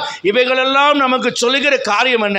தேவன் எனக்கு கொடுத்திருக்கிற ஆசீர்வாதம் என் இஷ்டப்படி வாழ்வதற்கோ என் இச்சையின்படி வாழ்வதற்கோ அல்ல. இந்த ஆசீர்வாதங்கள் தேவனை மகிமைப்படுத்தி வாழும்படியாக கர்த்தருடைய வாழ்க்கையில் கொடுத்திருக்கிறார். அல்லேலூயா. எனக்கு ஒரு காரை கொடுத்திருக்கிறார் என்றால் அந்த காரினால நீ இன்னும் நல்லா ஊழியம் செய் என்பதற்காக தவிர என் மாமியார் வீட்டுக்கு போய் அப்படி தலையை தடவிட்டு பந்தா பண்ணுறதுக்காக கர்த்தர் எனக்கு காரை கொடுக்கவில்லை. எனக்கு 2 வீலரை கொடுத்திருக்கிறார் என்றால் நல்லா போய் நல்ல வீடு சந்திப்பு ஊழியத்தை செஞ்சு நல்லா நீ ஊழியம் செய்ய என்று கொடுத்துக்கிறார் தவிர பொண்டாட்டி அப்படி பின்னால் வச்சுட்டு அப்படியே சைன் போயிட்டு ஹோட்டலில் போய் சோறு தின்னுட்டு வர்றதுக்காக கர்த்தர் கொடுக்கவில்லை. கர்த்தர் கொடுக்கிற எந்த வசதிகளையும் கர்த்தர் கொடுக்கிற எந்த மேன்மைகளையும் கர்த்தருக்காக பயன்படுத்துகிற நோக்கம் தான் என் வாழ்க்கையில பிரதானமானது முதன்மையானதாக இருக்குமானால் முதலாவது தேவனுடைய ராஜ்யம் அவருடைய நீதிக்கு நான் என் வாழ்க்கையில் இடம் கொடுத்தால் என்னுடைய ஆசீர்வாதங்கள் பரிசுத்தம் உள்ளதாக இருக்கும். என் ஆசீர்வாதங்கள் மேலே பிசாசு கை வைக்க முடியாது. யோபினுடைய பிள்ளைகள் பாவம் செய்திருப்பார் என்று அவன் பலி செலுத்தினான். ஏனென்றால் அவர்கள் கர்த்தருக்கென்று ஒரு விசேஷித்த பண்டிகையோ கர்த்தருக்கென்று ஒரு ஆராதனையோ கண்டக்ட் பண்ணவில்லை. இந்த 7 சகோதரரும் 3 சகோதரிகளுக்கும் கூப்பிட்டு சோறு போட்டு கொண்டாட்டம் கொண்டாடுறதிலேயே உறுதியானார்கள். அந்த 10 பேரை சாத்தான் மாறிக்கொண்டு விட்டான். அல்லேலூயா. அப்பவும் யோபுக்கு ஒரு மனஸ்தாபம், என் பிள்ளைகள் தேவனை தூஷித்திருப்பார்களோ, பிள்ளைகள் மேல் அவருக்கு நம்பிக்கை இல்லை, அப்படியானால் அவருடைய வாழ்க்கை அவனமாக இருந்திருக்கிறது என்று அர்த்தம். நம்முடைய பிள்ளையின் கையில் பைபிளுக்கு பதிலாக செல்ஃபோனே இருக்குமானால் கொஞ்சம் அப்பாவுக்கெல்லாம் மனசு கஷ்டமாக தான் இருக்கும். எப்போ பார்த்தாலும் செல்ஃபோனே இருக்கு, இந்த செல்ஃபோன் இருக்கிற கையில் ஒரு மணி நேரம் பைபிளை புள்ள படிச்சிருந்தா அப்படின்னு தோணும். அந்த கொஞ்சம் நேரம் எப்போ பார்த்தாலும் டிவியே பார்த்துட்டு இருக்கிற புள்ள கொஞ்சம் முழங்கால் முடக்கி ஒரு 10 நிமிஷம் ஜெபம் பண்ணுறதை பார்த்தா அந்த தகப்பனுக்கும் தாய்க்கும் ஒரு பெரிய சந்தோஷமாக இருக்குது. ஏனென்றால் என் பிள்ளைகள் சத்தியத்தில் நடக்கிறார்கள் என்கிற சந்தோஷத்தை காட்டிலும் வேறொரு சந்தோஷம் பெற்றோருக்கு கிடையாது. அல்லேலூயா. அப்ப என்னுடைய ஆசீர்வாதங்களை நான் தேவனுக்காக கொடுக்கிறவனா இருக்கிறேனா? அந்த இடத்துல 36ஆம் வசனத்துல நம்ம பார்க்கிறோம். நெகேமியா 9:36. இதோ இன்றைய தினம் நாங்கள் அடிமைகளா இருக்கிறோம். ஏன் உயர்விலிருந்து தாழ்த்தப்படுகிறார்கள்? தேவனுக்கென்ற அந்த ஆசீர்வாதத்தை பயன்படுத்தாத யாரானாலும் ஒரு கட்டத்தில் துர்க்கர்மங்களை செய்யும் பொழுது ஏலியின் பிள்ளைகளை குறித்து கர்த்தர் சொல்லுகிறார், நான் என் சமூகத்தின் அப்பத்தை சாப்பிடும்படிக்கும் எனக்கு ஊழியம் செய்யும்படிக்கும் நான் உங்களை கொடுத்திருந்தா என் சுதந்திரத்தில் நீங்கள் உட்கார்ந்து அருவருப்பான காரியங்களை செய்து கொண்டிருக்கிறீர்களே, ஆகையால் உன் சந்ததி இனிமேல் எனக்கு ஊழியம் செய்யாது, உன் சந்ததியை நான் ஆசாரியை ஒழித்து விட்டு தள்ளுகிறேன் என்று கர்த்தர் சொல்லுகிறார். இன்றைக்கு ஆசீர்வாதத்தை ஒரு தலைமுறை இழந்து போவதற்கு காரணம் என்ன? தேவன் கொடுத்திருக்கிற ஆசீர்வாதத்தை யார் தவறாக பயன்படுத்துகிறார்களோ, தேவன் தரும் உயர்வை யார் பாவம் செய்வதற்கு பயன்படுத்துகிறார்களோ, கர்த்தர் அவர்களுடைய தலைமுறைகளை தள்ளி போடுகிறார். உன் வம்சத்தில் ஒருவனும் ஆசாரியனாயிராதபடிக்கு நான் தள்ளி போடுவேன், என் உள்ளத்துக்கும் என் சித்தத்துக்கும் ஏற்ற ஒரு உண்மையுள்ள ஆசாரியனை எழும்ப பண்ணுவேன் என்று சொல்கிறார். அதே போல சாலமோன் காலத்திலே அவர் தள்ளப்பட்டு விட்டு தாவீதின் காலம் வரைக்கும் ஏலியின் பிள்ளை ஊழியம் செய்கிறார். சாலமோன் காலத்திலேயோ ஏலியின் பிள்ளைகள் தள்ளப்பட்டு அங்கே வேறொரு வம்சத்து ஆசாரியன் அங்கே ஆசாரியனாக்கப்படுகிறார். கர்த்தர் சொன்ன சாபத்தின்படி ஏலியின் வம்சம் தள்ளப்படுகிறதை பார்க்கிறோம். என் அருமையான பெற்றோரே, நீங்கள் உங்களுடைய வம்சம் கர்த்தருக்கு முன்பாக நிற்கும்படிக்கு கர்த்தருக்குரிய போதனையிலும் சிக்ஷைகளிலேயும் உங்கள் பிள்ளைகளை வசனத்தின்படி வழி நடத்துகிறீர்களா, அல்லது உங்கள் ஆசீர்வாதங்களை கொடுத்து உங்கள் பிள்ளைகளை கெடுத்து தங்கள் சுய எச்சியின் வழிகளை போக விட்டு கர்த்தரை விட்டு தூரம் போக பண்ணும்படியாக நீங்கள் அவர்களை வழிநடத்துகிறீர்களா என்பதை சிந்தித்து பாருங்கள். இப்படிப்பட்ட சந்ததி தான் அடுத்த தலைமுறைகளிலே தரித்திரராக மாறிவிடுகிறார்கள். கர்த்தர் அவர்களை கைவிடுகிறார், கர்த்தர் அவர்களை தள்ளிவிடுகிறார், அவர்கள் தள்ளுபடியான களிம்பாக மாறி போகிறார்கள். அவரை விசாரிப்பார் ஒருவரும் இல்லாமல் மறக்கப்பட்டு போனவர்களாய் காணப்படுகிறார்கள். அல்லேலூயா. இது அவன் சொல்கிறார், பலனையும் நன்மையும் அனுபவிக்கும்படி நீர் எங்களுக்கு பிதாக்களுக்கு கொடுத்த இந்த தேசத்து தானே நாங்கள் அடிமைகளாய் இருக்கிறோம். அடுத்த வசனத்தை சொல்கிறார், அதன் வருமானம் எங்கள் பாவங்கள் நிமித்தம் நீர் எங்கள் மேல் ராஜாக்களாய் வைத்தவர்களுக்கு திரளாய் போகிறது. அவர்கள் தங்களுக்கு இஷ்டமானபடி எங்கள் சரீரங்களையும் எங்கள் மிருக ஜீவன்களையும் ஆளுகிறார்கள். மகா இக்கட்டில் அகப்பட்டு கொண்டிருக்கிறோம். மிக கடுமையான கந்து வட்டி கொடுமைகளிலே அகப்பட்டு கொண்டிருக்கிறவர்களை நாம் பார்க்கிறோம். தற்கொலை செய்து கொள்கிறவர்களை பார்க்கிறோம். நம்முடைய சரீரத்தில் வியாதிகள் ஆளுகிறதை பார்க்கிறோம். என் அன்புக்குரிய அருமையான கர்த்தருடைய பிள்ளைகளே, சாத்தான் நம்முடைய சரீரத்தை ஆளாதபடிக்கு, நம்முடைய சந்ததியை சிறைப்படுத்தி கொண்டு போகாதபடிக்கு நாம் தேவனுக்கு முன்பாக நின்று கீழ்ப்படுதலோடு அவருக்கு மகிமையை செலுத்துகிற ஒரு ஆசாரிய கூட்டமாக நாம் ஊழியம் செய்வோமானால் கர்த்தர் நம்மையும் நம்மை சந்ததியை ஆசீர்வதிக்க வல்லவராக இருக்கிறார். அல்லேலூயா, அல்லேலூயா. ஆதியாகமம் 50ஆம் அதிகாரத்தில் 19, 20, 21 வசனத்தில் யோசேப்புக்கு இந்த அறிவு சரியாக இருந்தது. யாக்கோபு மரித்த பின்பு அவன் சகோதரர்கள் வந்து யோசேப்பு நம்ம மேல் பழைய காரியத்தை வைத்து பழி வாங்கி விடுவானோ என்று பயந்து யோசேப்பினிடத்தில் வந்து அவர்கள் கேட்கிறார்கள். அப்பொழுது அவன் சொல்கிறார், நீங்கள் பயப்படாதிருங்கள், நான் என்ன தேவனா? அடுத்த வசனத்தில் பார்க்கும்போது அவன் சொல்ல, நீங்கள் எனக்கு தீமை செய்ய நினைத்தீர்கள், அதுக்கு பதிலாக நானும் இப்போ உங்களுக்கு தீமை செய்கிறேன்னு அவன் சொல்லலை. ஆனால் தேவனோ, அவர் சொல்லுகிறார், தேவனோ. அப்படியானால் என்னுடைய உயர்விலே தேவனுடைய திட்டம் என்ன என்பதை அறிந்தவர் இந்த யோசேப்பு. இப்ப நமக்கு என்ன அறிவு வேண்டும்? 4 பேர் நமக்கு தீமை செய்தாலும், யார் நமக்கு குழி வெட்டினாலும், யார் நமக்கு முதுகிலே குத்தினாலும் அவர்கள் மேல் கோபம் கொள்ளாமல், வெறுப்படையாமல், கசந்து கொள்ளாமல், யூதாசியும் சிநேகிதனே என்று ஆண்டவர் கூப்பிட்டது போல ஒரு அன்பின் ஆவியை உடையவர்களாக நாம் மாற வேண்டும் என்று இந்த வசனம் அழைக்கிறது. தனக்கு துரோகம் செய்தவர்கள், தன்னை விற்று போட்டவர்கள், தான் அழிந்து போகும்படி அல்லது கொல்லும்படி தன் முயற்சி செய்த தன் சகோதரரை கொடுத்து அவன் பழி வாங்க வேண்டும் என்று அவன் நினைக்கவில்லை. அவன் சொல்லுகிறான், தேவன் என்ன நினைத்திருந்தார் என்பதை கொடுத்து சொல்கிறார். தேவனோ இப்பொழுது நடந்து வருகிறபடி வெகு ஜனங்களை உயிரோடு காக்கும்படி அதை நன்மையாய் முடிய பண்ணினார். அல்லேலூயா. உங்களுக்கு யார் தீமை செய்தாலும் அது எல்லாருக்கும் நன்மையாய் முடியும்படி கர்த்தர் உங்களை உயர்த்துகிறவராக இருக்கிறார். அல்லேலூயா. அப்பா வீட்டிலேயே இருந்தானா அவன் எகிப்து தேசத்துக்கு வந்திருக்கவே முடியாது. ஆனால் சகோதரர்கள் தீமை தான் செய்தார்கள். ஆனால் அதுதான் தேவன் போட்ட பிளான். அல்லேலூயா. தேவனுடைய திட்டம் அது, மனித திட்டம் அல்ல, தேவ திட்டம். உன்னை சிறுமைப்படுத்த மக்களை வைத்திருப்பார், உன்னை கைவிடுகிற மக்களை வைத்திருப்பார், உங்களுக்கு துரோகம் செய்கிற மக்களை வைத்திருப்பார், வேலை செய்கிற இடத்துல உங்களுக்கு குறைச்சல் கொடுக்கிற மக்களை வைத்திருப்பார். தானியேல் மேல் குறை சொல்லும்படியான மக்களை வைத்திருந்தார். அந்த தானியேலை கொண்டு சிங்க கபியில கொண்டு போட முடியாத ஒரு சூழ்நிலை வந்தது. நாமளா இருந்தால் என்ன பண்ணுவோம்? 3 நேரம் ஒழுங்கா ஜெபம் பண்ணுறதுக்கு எனக்கு கொடுக்குற பலனா ஆண்டவரே, உண்மையா வேலை செஞ்சு கிடைச்ச பலனா என்று கேட்டிருப்போம். ஆனால் தானியேலுக்கு தேவ திட்டம் தெரிந்திருந்தது. அதனுடைய விளைவு என்ன? அவன் மேல் குறை சொன்ன மக்கள் எல்லாம் ஒன்றுமே குறை சொல்ல முடியாதபடி எல்லாரும் அழிந்து போனார்கள். அல்லேலூயா. ஆனால் யோசேப்பின் காரியத்திலேயோ, யோசேப்புக்கு தீமை செய்த குடும்பத்தாருக்கு அவர் நன்மை செய்து விட்டு சொல்லுகிறார், அநேக ஜனங்களுக்கு நன்மை செய்யும்படி கர்த்தர் இப்படி ஒரு திட்டம் வைத்திருக்கிறார். அல்லேலூயா. ஆகவே நான் உங்களையும் உங்கள் குழந்தைகளையும் பராமரிப்பேன் என்று சொல்லி தீமை செய்தவர்களுக்கு நன்மை செய்ய விரும்புகிறார். நம்முடைய சொந்த விருப்பு வெறுப்புகளை நிறைவேற்றிக் கொள்வதற்காக தேவன் நமக்கு உயர்வை தரவில்லை. நாம் என்ன நினைப்போம்? இன்னைக்கு நான் ஏழையா இருக்கிறேன், கடன்காரனா இருக்கிறேன்னு பேசுறியா? ஒரு நாள் வரும், கர்த்தர் என்னையும் உயர்த்துவார். நானும் 2 வீலர் வாங்குவேன், நானும் கார் வாங்குவேன், நானும் வீடு கட்டுவேன், என் பிள்ளையும் வளருவான், அவனும் சம்பாதிப்பான். அன்னைக்கு பார் நான் என்ன பண்றேன். என்னமும் பண்ணாத, எல்லாமே போயிடும்.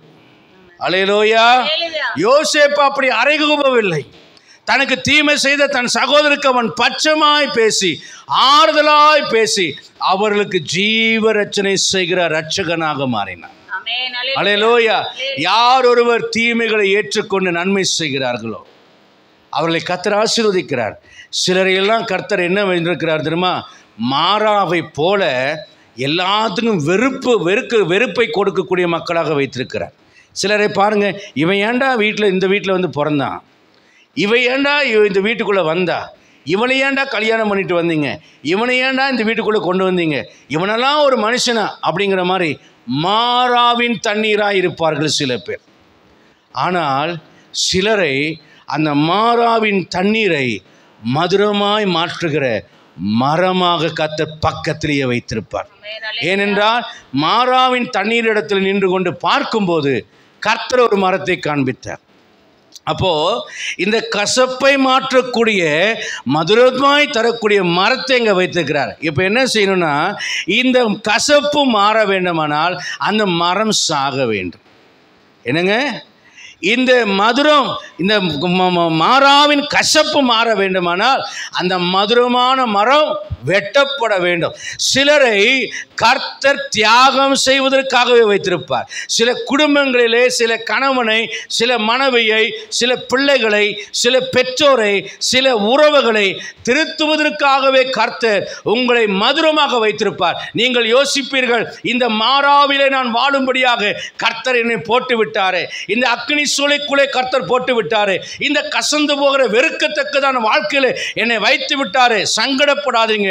நீங்கள் வாழ்கிற இடம் மதுரமாய் மாறும்படியாக கர்த்தர் உங்களை மதுரமாக வைத்திருக்கிறார். உங்களுடைய விருப்பத்தை நிறைவேற்ற அங்கே இடமில்லை, உங்களுடைய வெறுப்பை காண்பிக்க அங்கே இடமில்லை. ஒன்றே ஒன்றுதான் செய்ய வேண்டும். உங்களுடைய வாழ்க்கையிலே தேவனுக்கு ஊழியம் செய்து அவருக்கு கீழ்ப்படுதலோடு கூட உங்களுடைய வாழ்க்கையை நிறைவேற்றுவது மட்டும்தான் உங்களுடைய பணியாக இருக்கும். இயேசு கிறிஸ்து அப்படித்தான் சுகந்த வாசனையான காணிக்கையாகவும் பலியாகவும் தன்னை தேவனுக்கு ஒப்பு கொடுத்து நம்மிடத்தில் அன்பு கொடுத்தது போல நாமும் அன்பிலே நடந்து கொள்ளும்படி கர்த்தர் நம்மை அழைக்கிறார். அல்லேலூயா. கர்த்தருடைய பரிசுத்தமான நாமத்திற்கு மகிமை உண்டாவதாக. என் அன்புக்குரிய அருமையான கர்த்தருடைய பிள்ளைகளே, 1 சாமுவேல் 15ஆம் அதிகாரம் 11ஆம் வசனத்தை நம்ம படிக்கிறோம். 1 சாமுவேல் 15:11. அதில் சவுல் தேவ திட்டத்தில் இணைந்து ஊழியம் செய்யாமல் தேவ திட்டத்தை விட்டு தன் சொந்த விருப்பத்திற்கும் தன் சுயநலத்துக்குமாக செயல்படுகிற ஒரு ராஜாவாய் அவன் மாறினான். ஆகவே கர்த்தர் அவன் சொல்லுகிறார், சவுலை கொடுத்து, நான் சவுலை ராஜாவாக்கினது எனக்கு மனஸ்தாபமாயிருக்கிறது என்று அவர் சொன்னார்.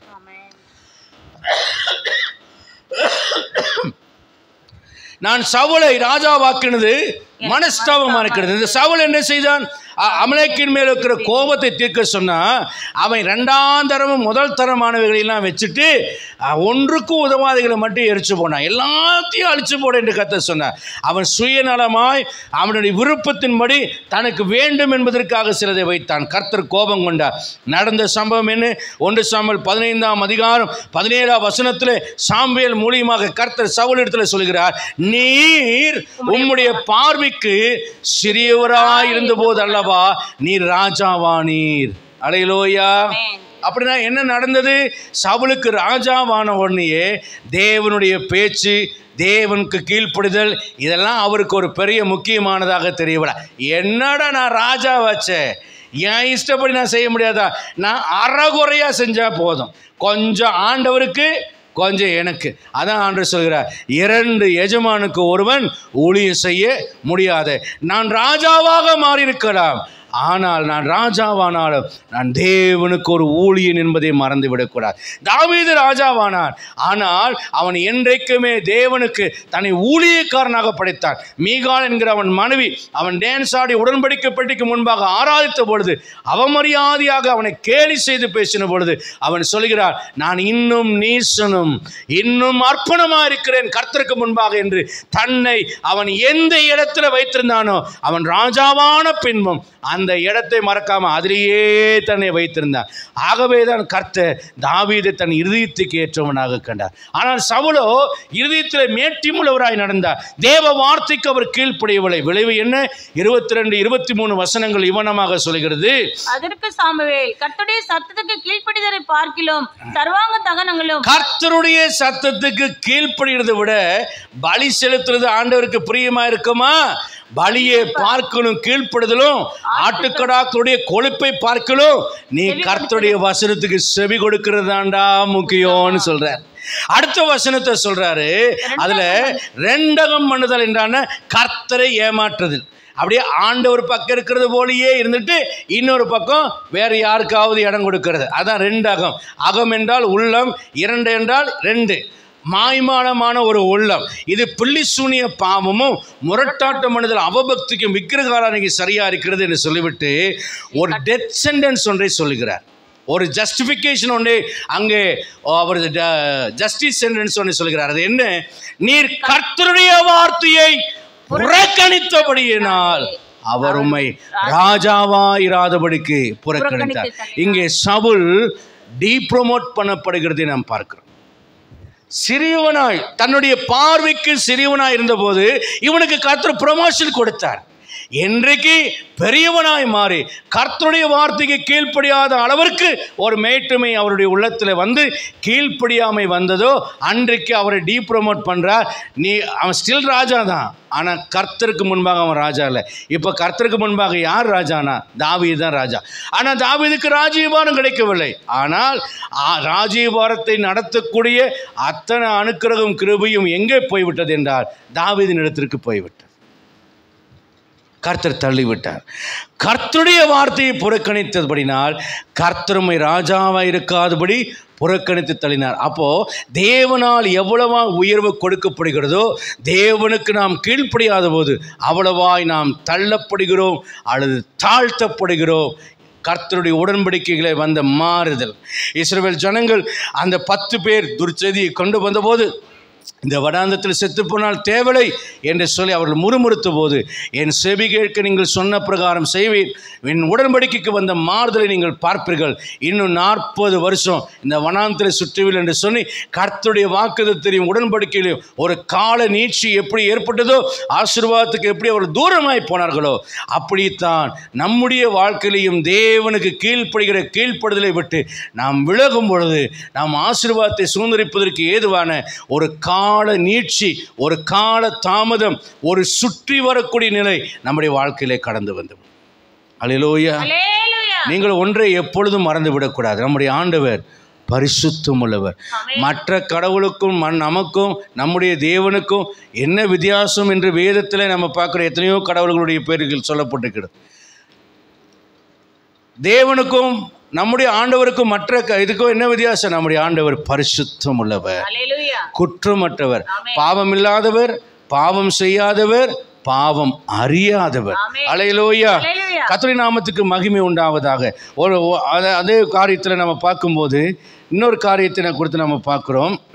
உபாகமம் 28ஆம் அதிகாரத்தில் 47-48 வசனத்தில் பார்க்கும்போது, சகலமும் பரிபூர்ணமாக இருக்கையில் களிப்போடும் மனமகிழ்ச்சியோடும் உன் தேவனாகிய கர்த்தரை சேவியாமற் போனது நிமித்தம் சகலமும் குறைவுபட்டு பசியோடும் நிர்மாணத்தோடும் தாகத்தோடும் கர்த்தர் உனக்கு விரோதமாய் அனுப்பும் சத்துருக்களை நீ சேவிப்பாய், அவர்கள் உன்னை அழித்து திருமட்டும் இருப்பு நுகத்தொழியை உன் கழுத்தின் மேல் போடுவாள் என்று கர்த்தர் சொல்கிறார்.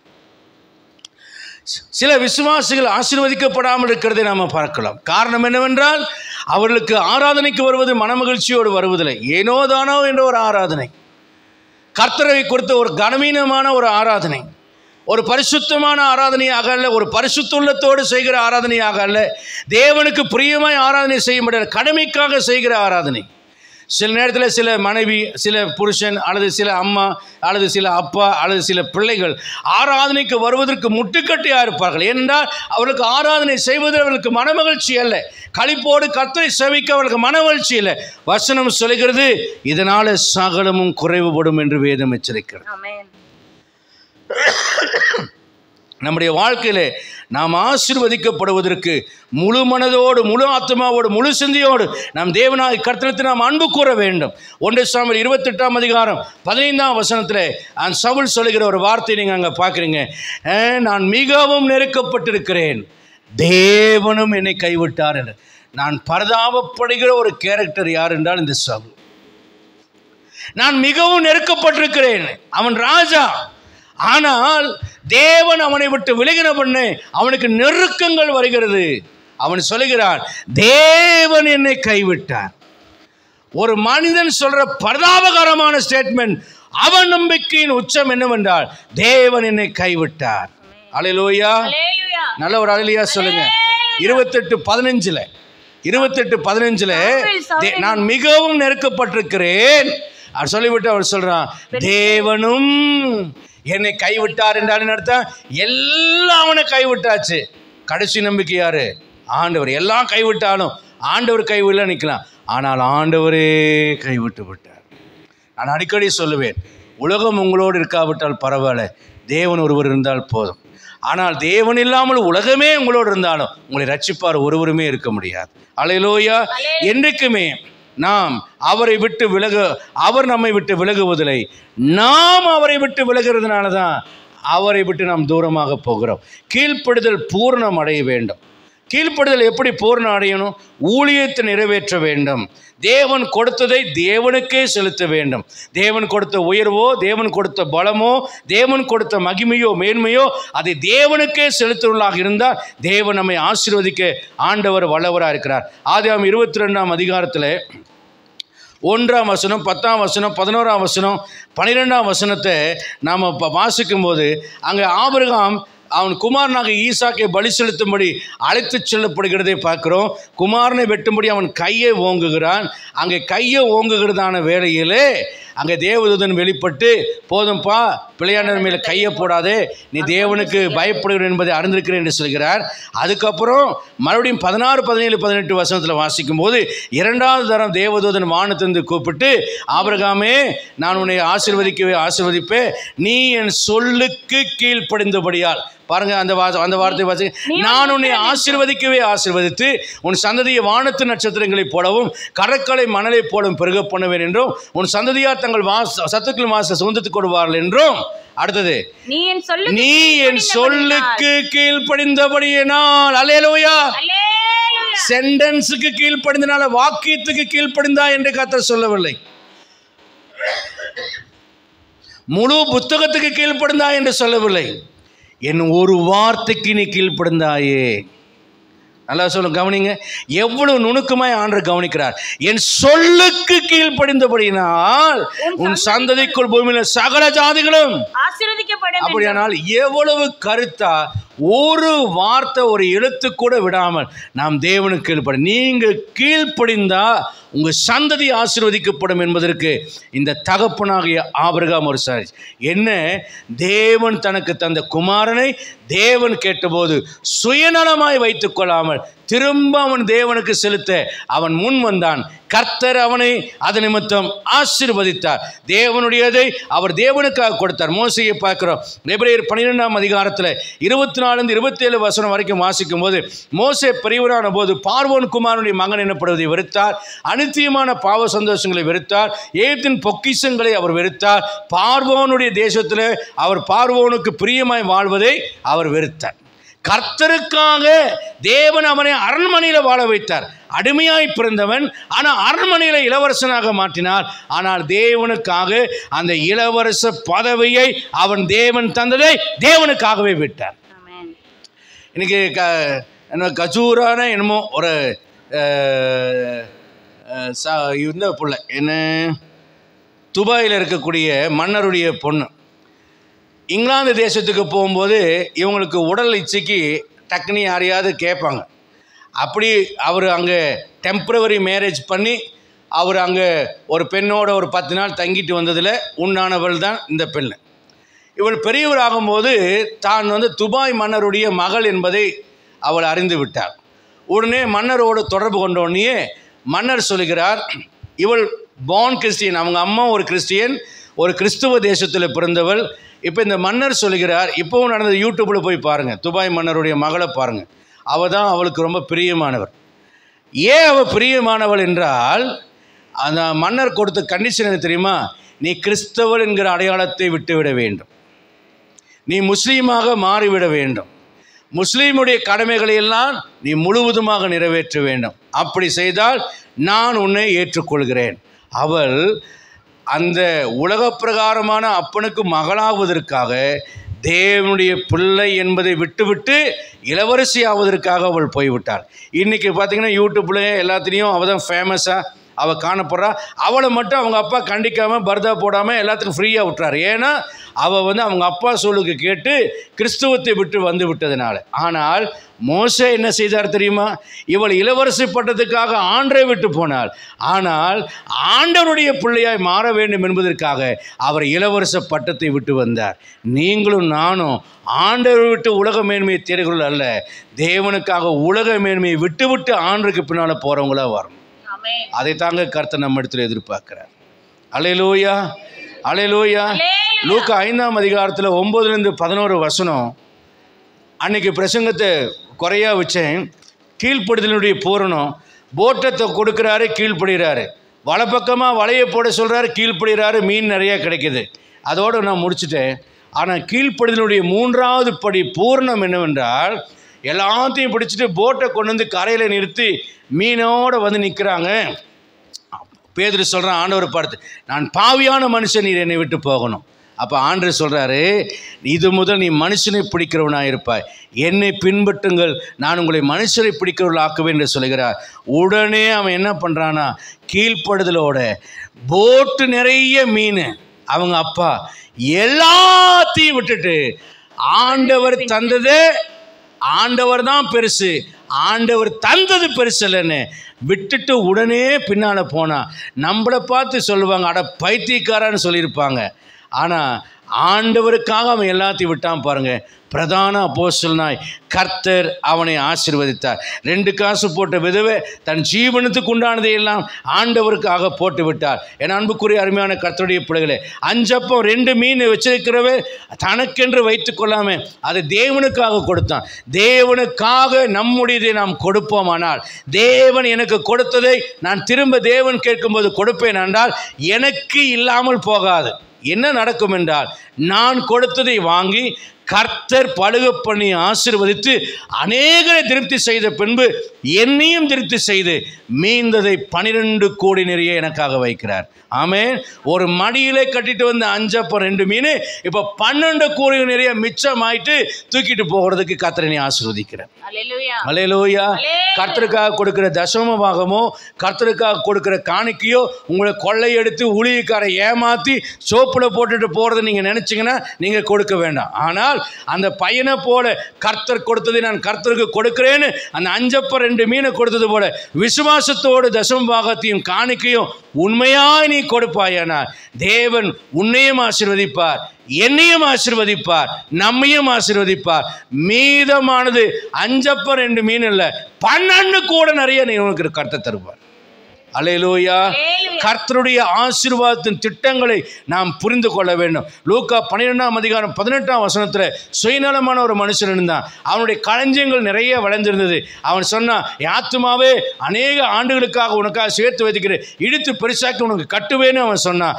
தேவனிடத்தில் ஐஸ்வர்யமான இராமல் சுயநலமாய் இருந்த அவனை பார்த்து கர்த்தர் சொன்னார், இந்த ராத்திரி உன் ஆத்துமா எடுக்கப்பட்டார், நீ சேர்த்தவைகள் யாருடையதாகும் என்று கேட்டார். நாம் சுயநலமானவர்களாக அல்ல, தேவன் கொடுத்த ஆசீர்வாதத்தை நான் கசிய விட மாட்டேன், நான் சுருக்கு போயிருந்து எடுக்க மாட்டேன், கர்த்தருக்காக செலவு பண்ண மாட்டேன் இல்லை, கர்த்தருக்காக கொடுத்து பாருங்கள். நீங்க சிறுக விதைத்தால் சிறுக அறுப்பீர்கள், பெருக விதைத்தால் உங்களை பெருக அறுக்க வைக்க கர்த்தர் வல்லமையுள்ள ஒரு தேவனாக இருக்கிறார். 1 கொரிந்தியர் 9ஆம் அதிகாரம் 8ஆம் வசனம் 12ஆம் வசனம் சொல்கிறது.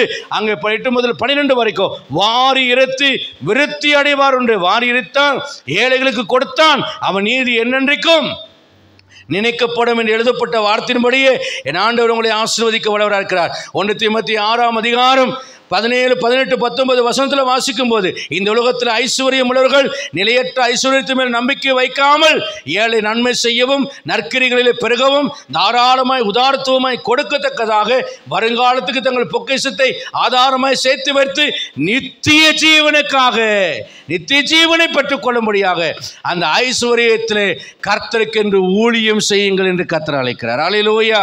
நான் இன்னும் 1 கோடி சேர்ப்பேன், 1 கோடியை 100 கோடி ஆக்குவேன், 100 கோடி 1000 கோடி ஆக்குவேன் என்பதற்காக அல்ல, கர்த்தருடைய சித்தத்தை நிறைவேற்றும்படியாக அதை பகிர்ந்து கொடுக்கிற உக்கிரானக்காரனாக யோசேப்பை போல களஞ்சியங்களை திறந்து பஞ்சத்தை போக்குகிற இரட்சகனாக நீங்கள் வெளிப்பட வேண்டும் என்று கர்த்தர் உங்களை அழைக்கிறார்.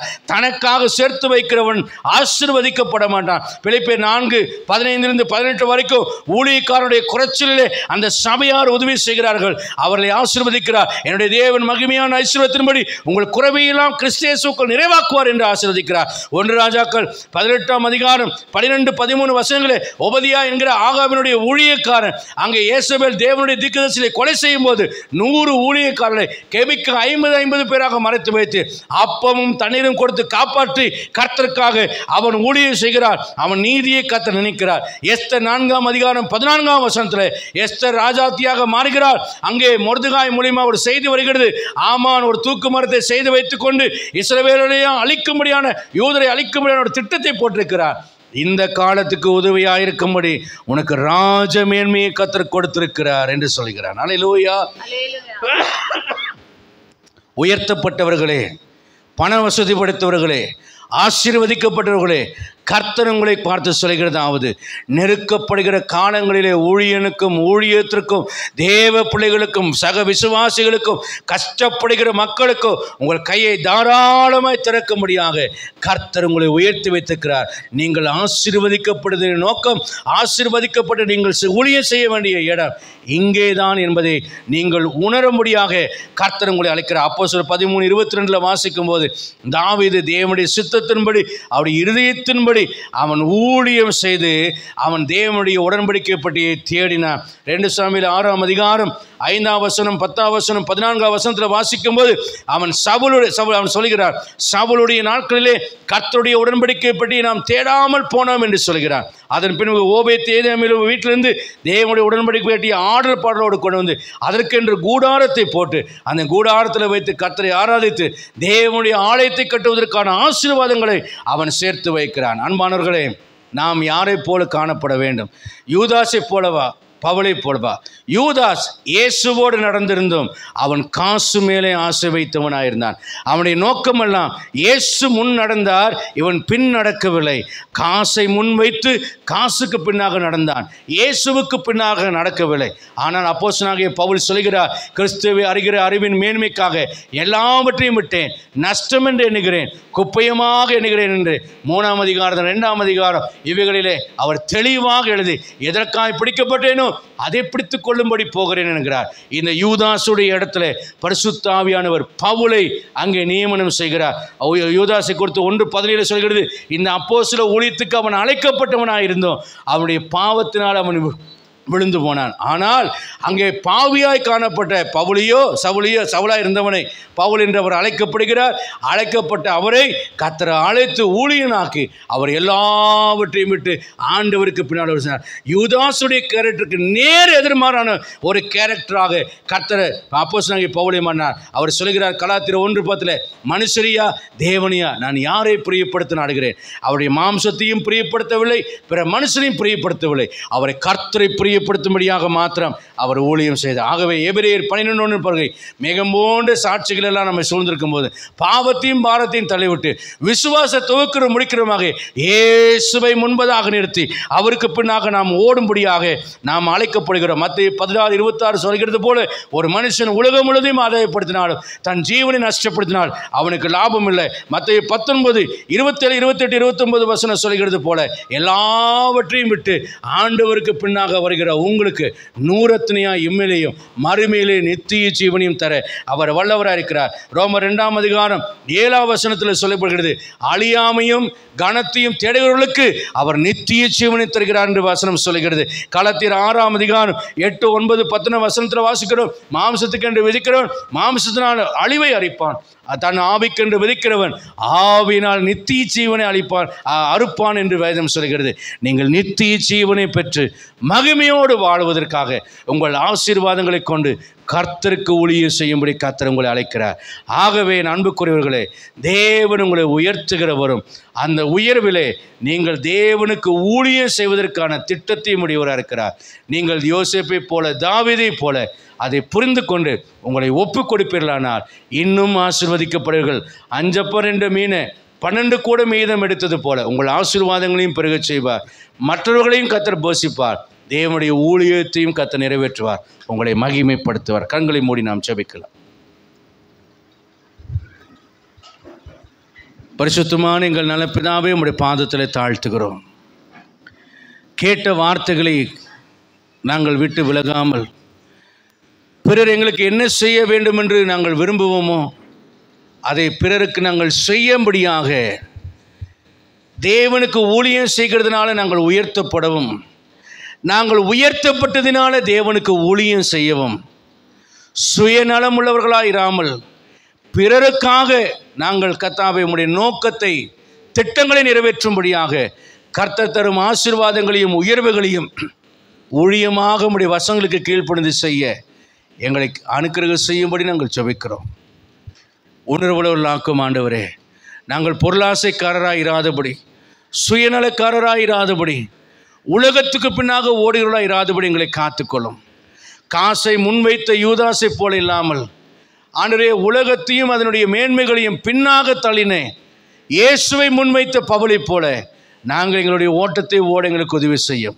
இந்த காலைவெளியில் ஆபிரகாமுடைய கீழ்ப்படுதலினாலே ஆண்டவரே, அந்த கீழ்ப்படுதலுடைய பூர்ணத்தினாலே சந்ததிகள் ஆசீர்வதிக்கப்பட்டது போல ஆசீர்வாதம் ஆண்டவரே, அந்த வறண்ட பஞ்சம் நிறைந்த தேசம் செழிப்பான தேசமாய் மாறிப்போனது போல எங்களுடைய வாழ்க்கையும் செழிப்புள்ளதாக ஆசீர்வாதம் உள்ளதாக பாலும் தேனும் ஓடுகிறதாக மாற, வறட்சியும் பஞ்சங்களும் மறக்கப்பட்டு போக, சிறுமையை கண்ட நாட்களுக்கு துன்பத்தை கண்ட வருஷங்களுக்கும் நாங்கள் சரியாய் மகிழ்ச்சியாக்கப்பட எங்களுக்கு கிருபையும் தயவும் அனுக்கிரகம் செய்ய வேண்டும் என்று உடைய வல்லைமுள்ள கரத்தில் எங்களை அர்ப்பணம் செய்கிறோம். கிருபைக்கு ஒப்புக்கொடுக்கிறேன்.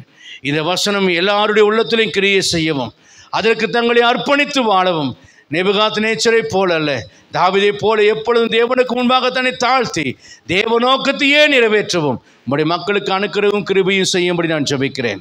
எங்களை தாழ்த்தி ஒப்புக்கொடுக்கிறோம். தவறுகிற காரியங்களை உணர்த்தி சீர்படுத்தும் எங்கள் சந்ததியையும் எங்கள் குடும்பத்தையும் நேர் வழியிலே நடத்துவதற்கு எங்களுக்கு பலன் கொடுங்க.